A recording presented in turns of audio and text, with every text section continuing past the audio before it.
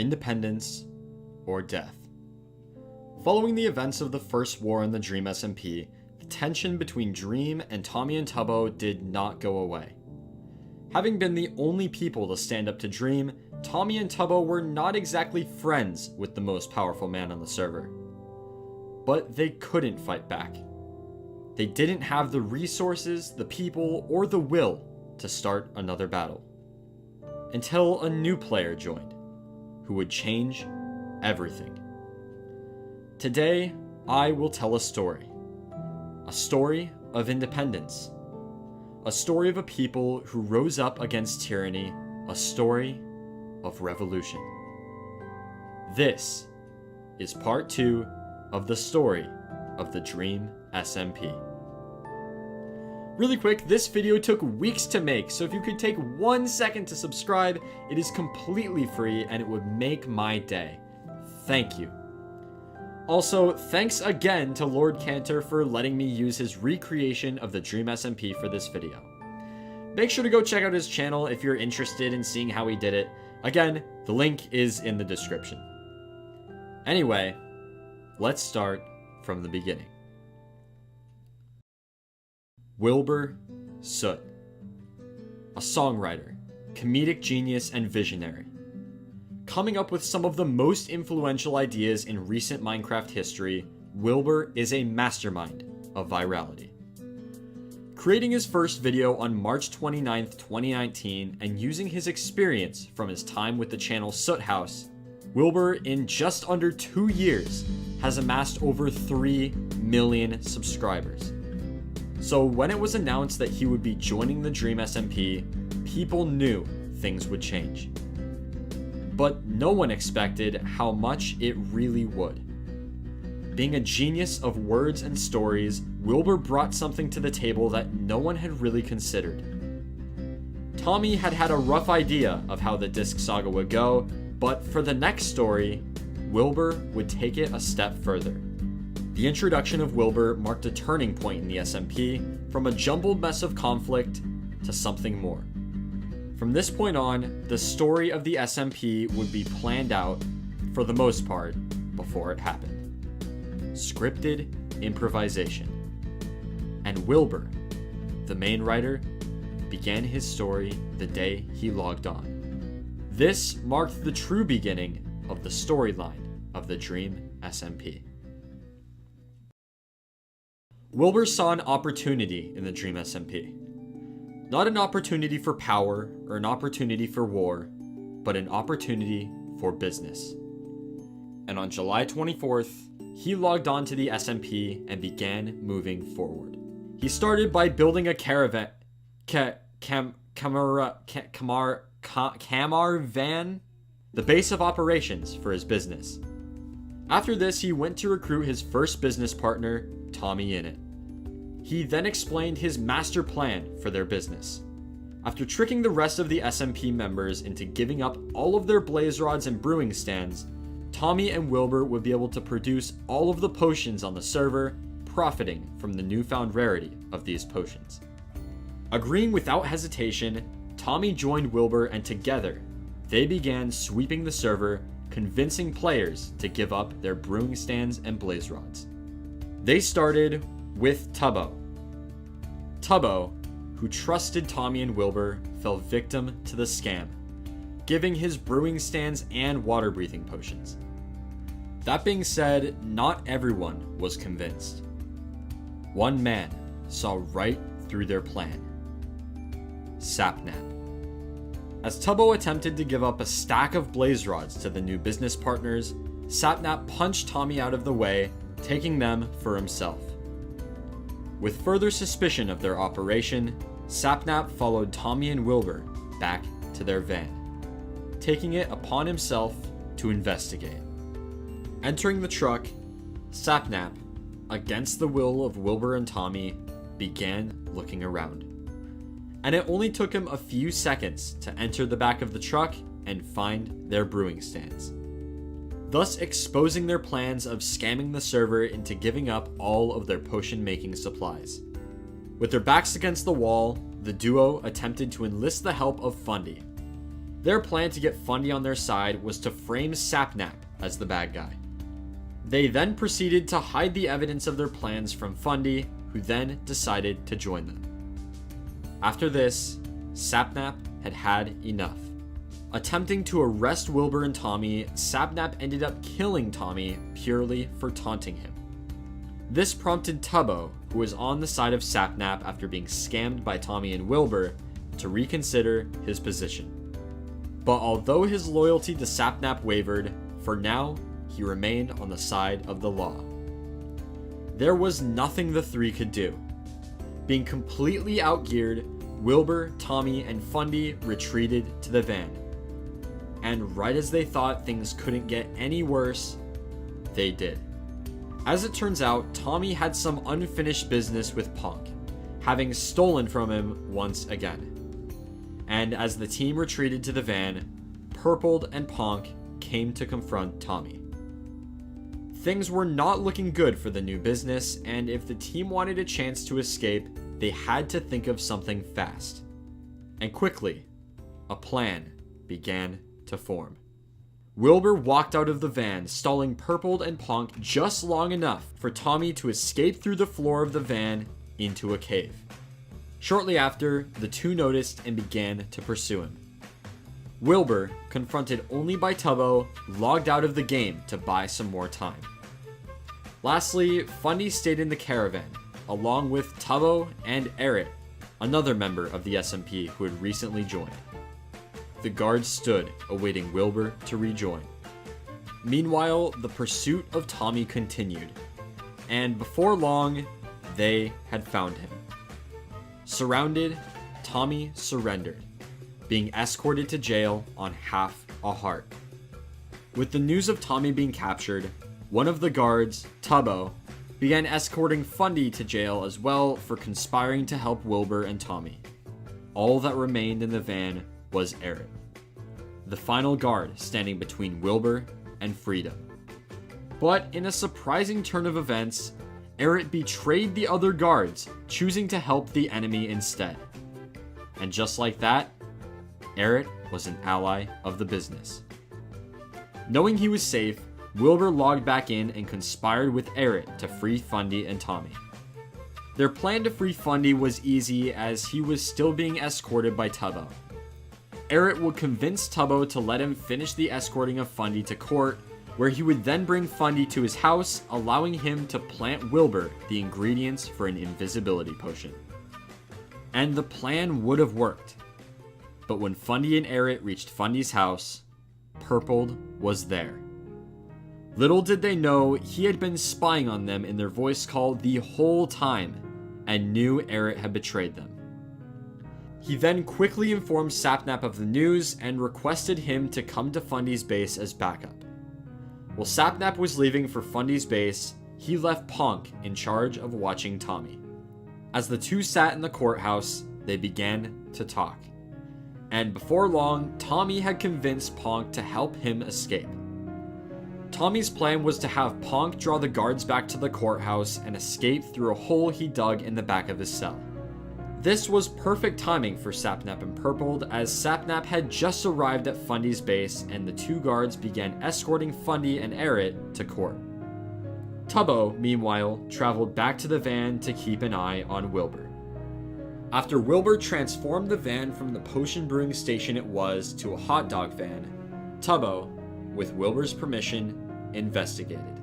Finding nothing out of the ordinary, Tubbo provided compensation of 10 gold for the disturbances they had caused earlier. And gold was one of the main materials he needed to make the invisibility potion. The plan was beginning to fall into place. Although it had hit some rough patches, there was still a solid chance of the prisoners escaping. And as the guards escorted Fundy and Erit back to court, Wilbur continued gathering the resources for the potions. Before long, the trial had started and they were running out of time to escape. Punk had been figured out and was thrown in jail with Tommy, and Purpled went off looking for Wilbur, who had just began brewing. With Purpled gone and Wilbur about to be compromised, all 4 of the prisoners dug out of their cells and ran. Everyone was on the run.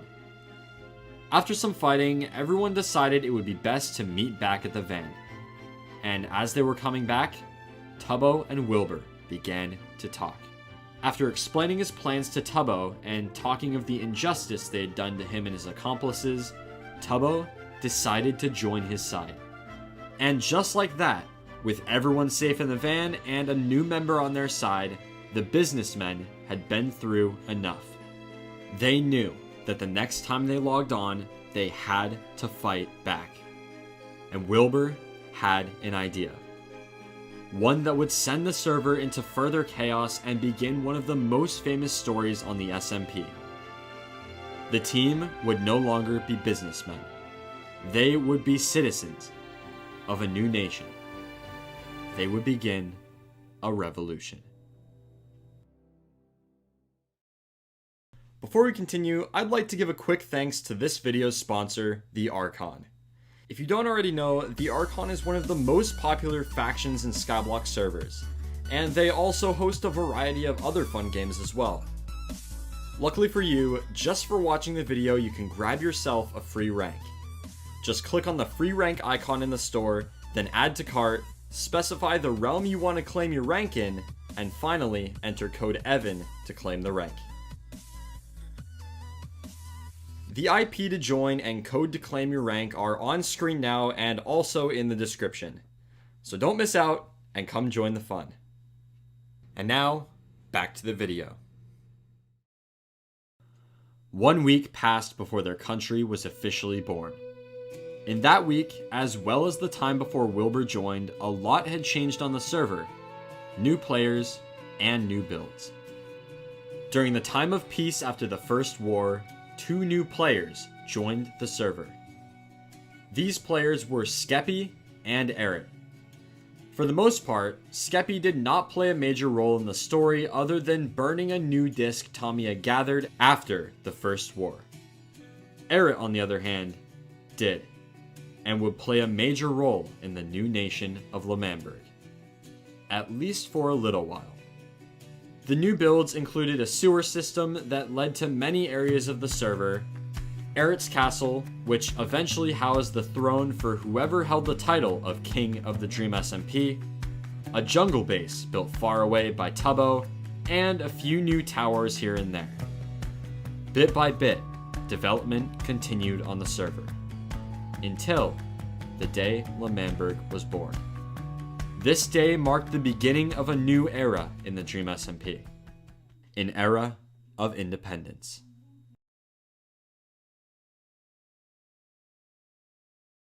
"3 days.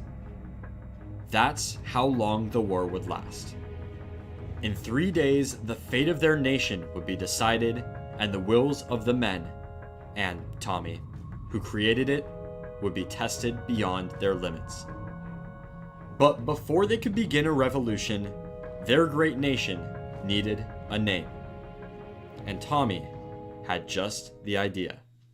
I've had the idea. Oh, I have a lot. Oh my god. Manberg, or alternatively, Mantopia. I like Mantopia. Yeah? How do we make it European? L'Manberg. L'Manberg. Yeah, that's funny. L'Manberg. Where do you live? I live in the state of L'Manberg. After the name was decided, the fellow citizens began to build a wall to distinguish their land from the greater Dream SMP.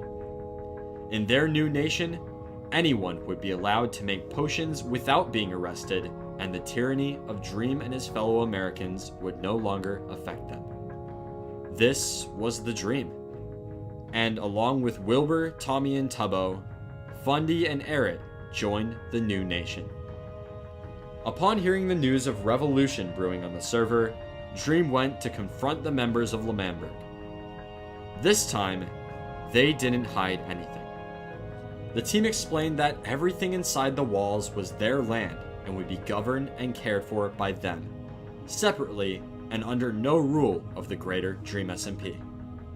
Included would be Tommy's Hill House, which would remain property of their nation as the L'Manberg Embassy. Dream, however, was not convinced and left to conspire with his friends about what to do. Before long, Dream began bribing Tommy to leave L'Manberg and rejoin the Greater Dream SMP. But he would have to do better than that if he wanted someone to turn. That being said, Wilbur still questioned Tommy's devotion to the cause. All you've done for this nation is you're one of the faces of it, right? Thank you. But you need to understand that you've done very little in terms of setup. I mean, look behind you. Look at Eret working hard. As the two continued to talk, Wilbur still questioned whether Tommy was truly devoted to the revolution or just there to be a face of the nation. And after they reached an agreement, Phase 2 of Wilbur's plan began to take shape.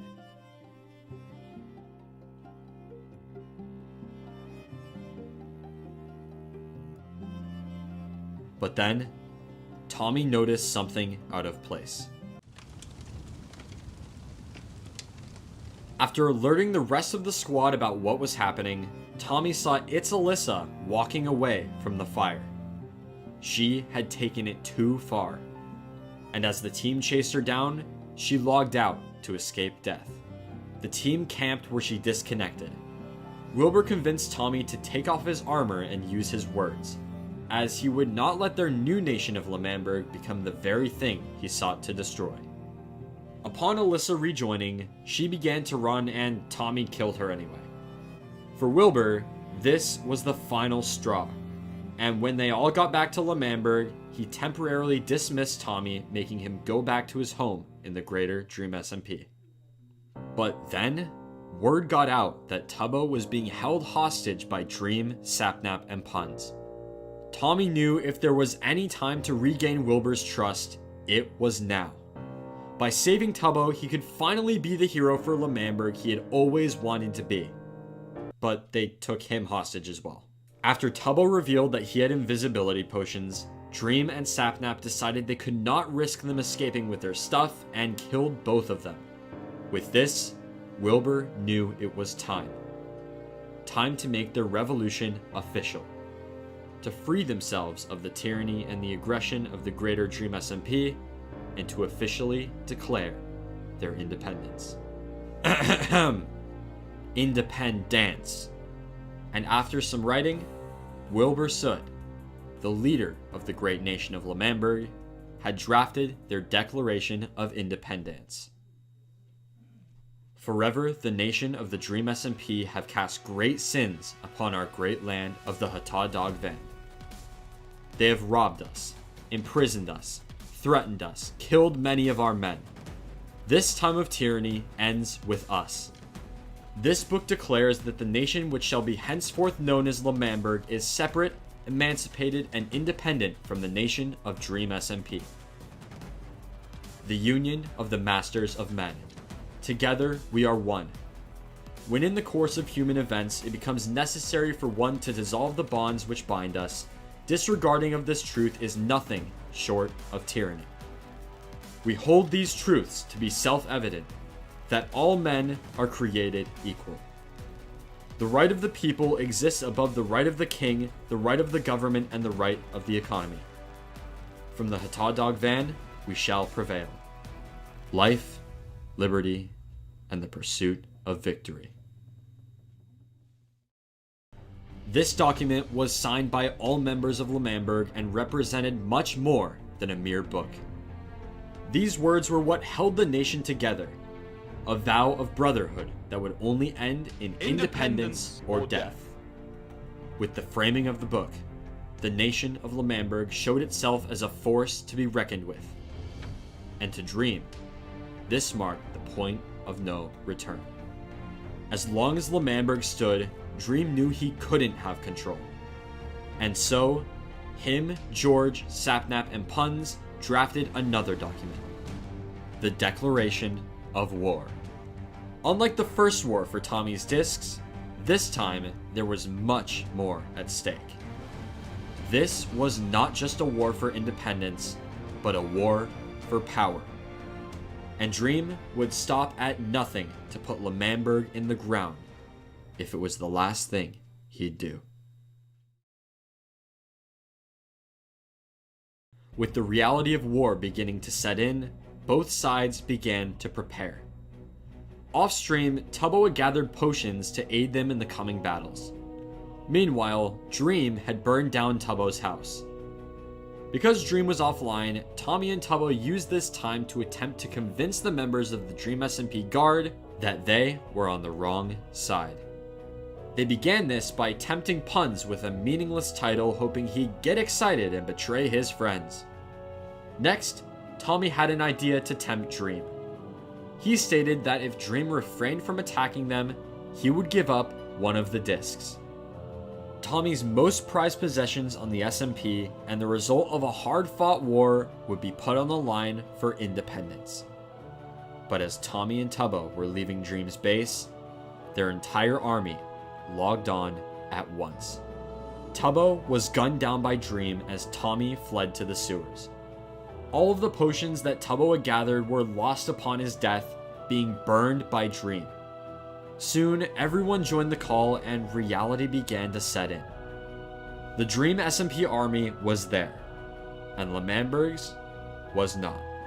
All Tommy and Tubbo could do was stall them and hope for the best. As Tommy arrived at his house to speak with Dream and his army, he found the entire property laced with TNT. As a final effort, Tommy attempted to convince Dream he was in the wrong, but he would have none of it. The line had already been crossed, damage had been done, and doom was imminent. Dream and his men gave Tommy and the rest of L'Manberg 1 day. 1 day to surrender, or everything they owned would be destroyed. And so, as Wilbur received the news, the true preparation for the final battle began. Tommy and Wilbur and the rest of L'Manchildberg, we are at war. Do you know what we have that they don't have? We have camaraderie.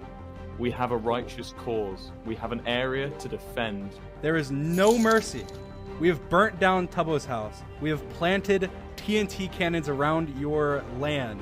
We have cobblestone walled the outside, and we have shot 1 warning shot inside your walls. No matter what happens, no matter even if he destroys the very hot dog van that we live out of, until the day we stop breathing, that is when L'Manberg has fallen.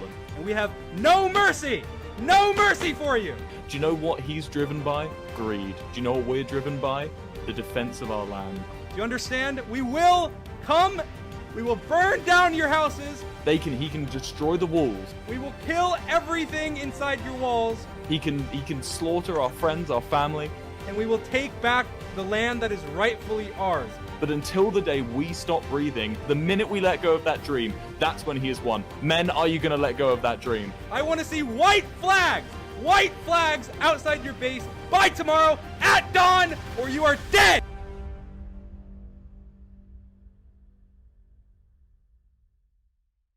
August 4th, the day of reckoning.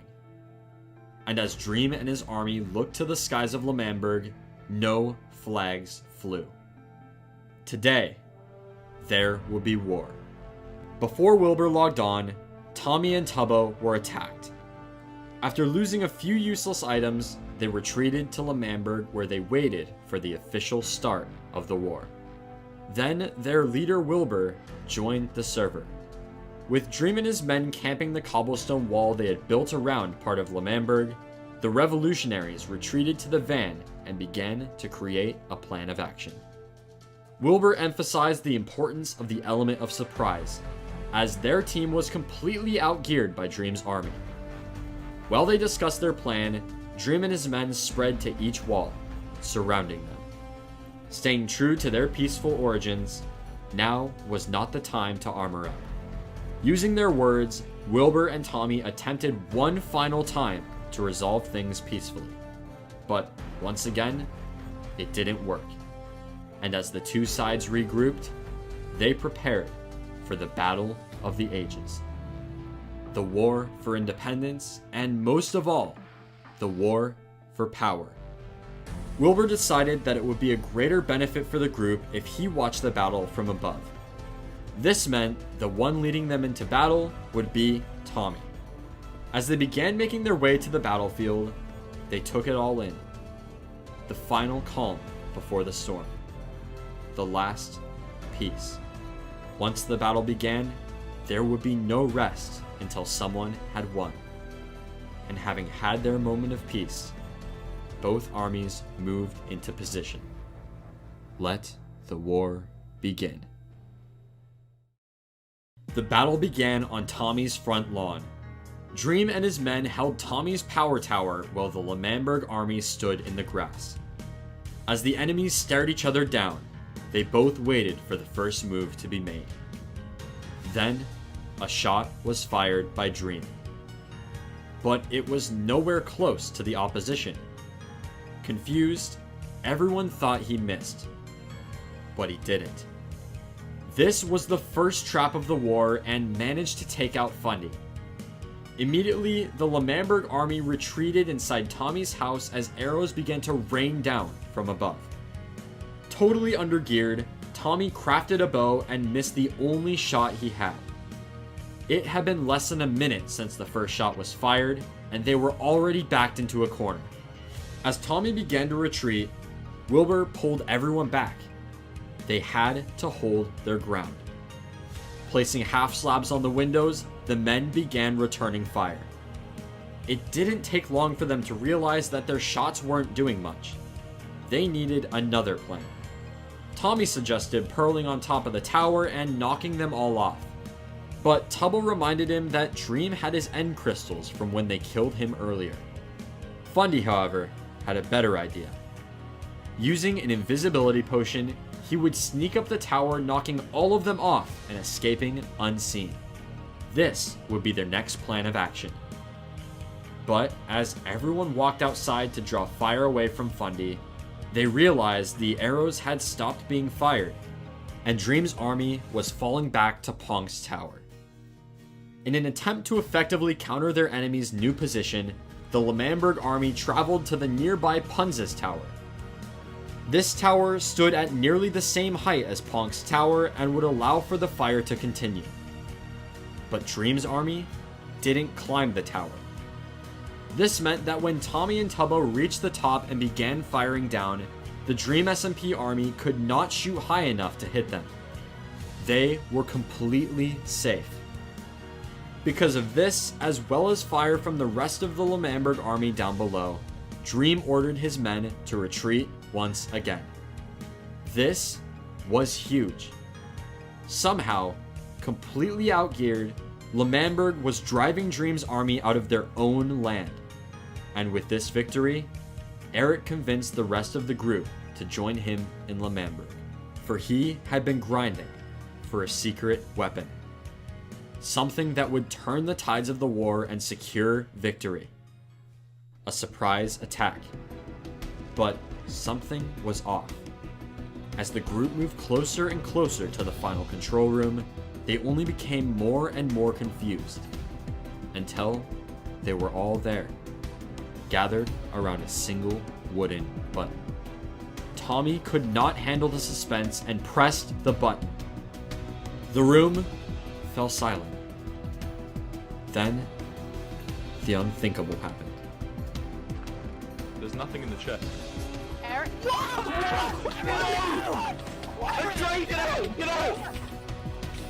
Down with the revolution, boys. It was never meant to be.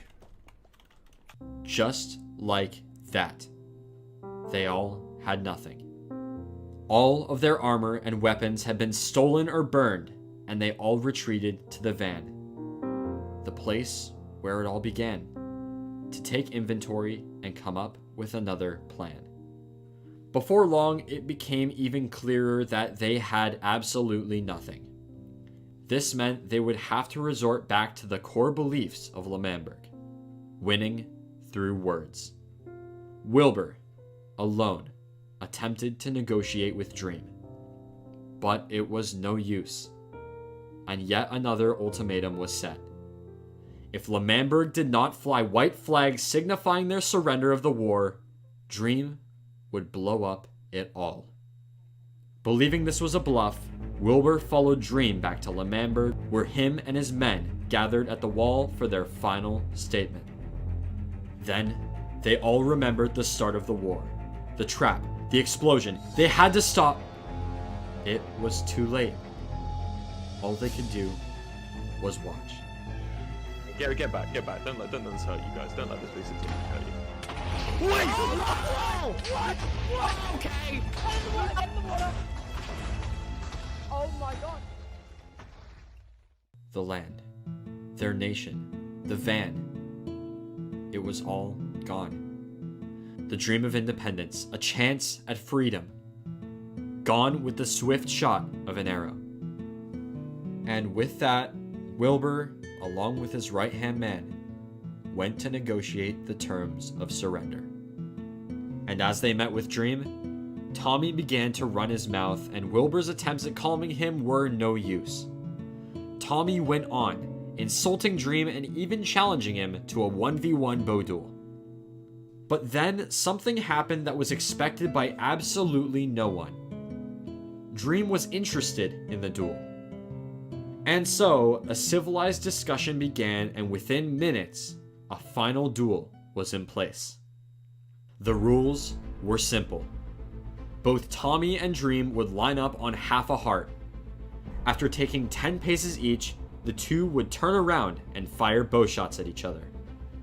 The first person to land a shot would win the duel. The stakes were the highest they'd ever been. If Tommy won, L'Manberg would be given its independence. But if Dream won, not only would L'Manberg lose its independence for good, but Tommy would have to give Dream Mellow High, one of the 2 discs he won back from Dream in the First War. With everything on the line, the sun fell low in the sky, and it was a showdown. The creator of the server and most powerful man there versus Tommy, the scrappy 16-year-old with a dream of freedom. They took their positions. Wilbur stood in the center and would be counting off their 10 paces. The fate of L'Manberg was now in the hands of Tommy. All his friends could do was watch and pray. The count began. 1, 2, 3, 4, 5, 6, 7, 8, 9. The world stood still. And then 10 paces fire.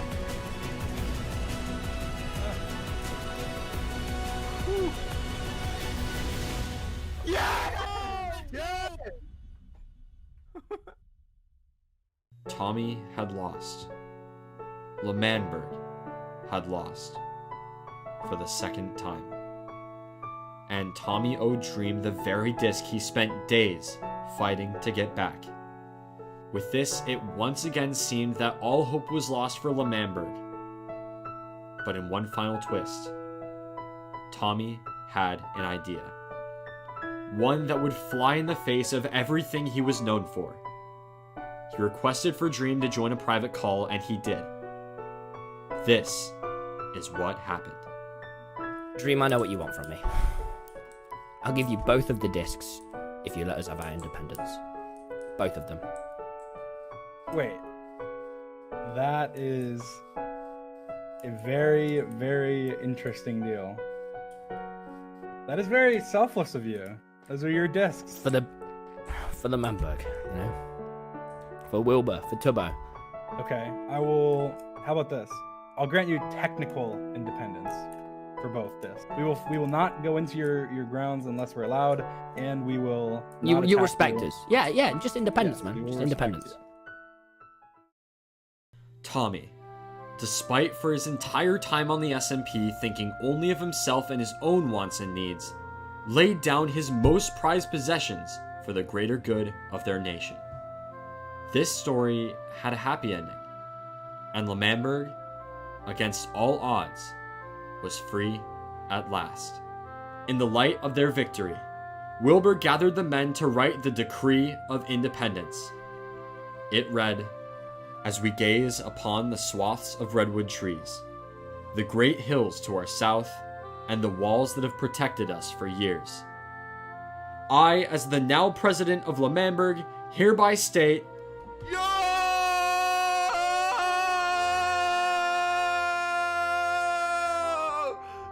fucking green boy!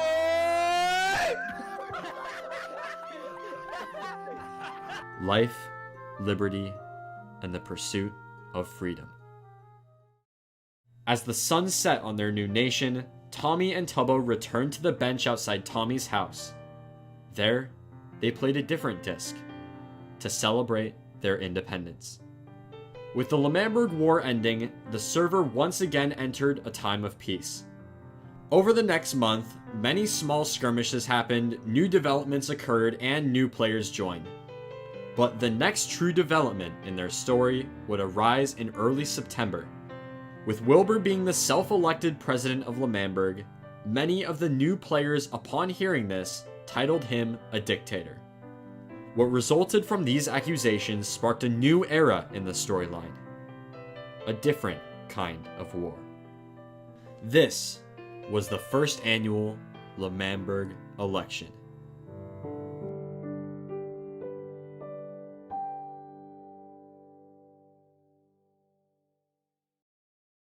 Thank you all so much for watching. Make sure to subscribe if you haven't already so you get notified when the next part comes out. Make sure to go join my Discord so you can talk to me, make new friends, and get announcements about things like upload time. Comment down below your thoughts on the video and what you think could be better. Anyway, I hope you all have an amazing rest of your day, and I'll see you all in the next video.